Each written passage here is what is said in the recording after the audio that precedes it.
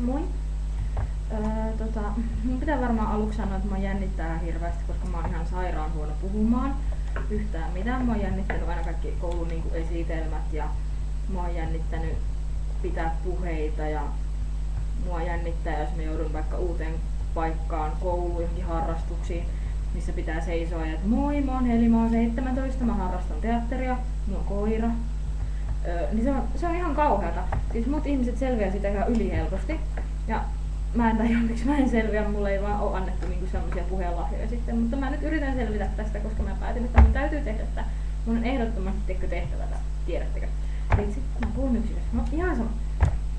Sitten, niin tosiaan mä teen tätä videoa, koska Jami täyttää 10. päivä kesäkuuta 18, mikä on mun mielestä ihan huippuhieno ikä.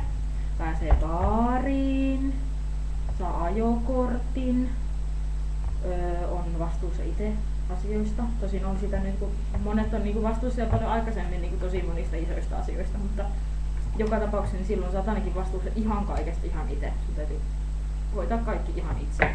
Siis on toki ihmisiä, jotka auttaa, mutta kuitenkin.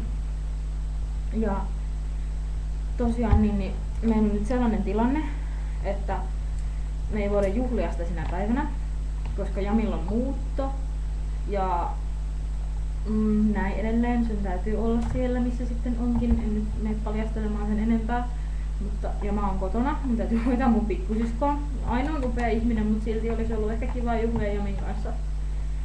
Mutta me juhlitaan sitten ehkä myöhemmin. Me pidetään semmoset vähintään 5 päivän synttärit. Me juhlitaan koko ajan. Ja biletetään siellä sen privaatisti. Ja kaikki 5 ihmiset tervetuloa. Ja tosiaan, mä halusin vaan sanoa onnea sulle, kulta. Eli grattis ja happy birthday ja niin edelleen. Ja mä rakastan sua ihan hirveästi ja toivottavasti nähdään pian. Moikka!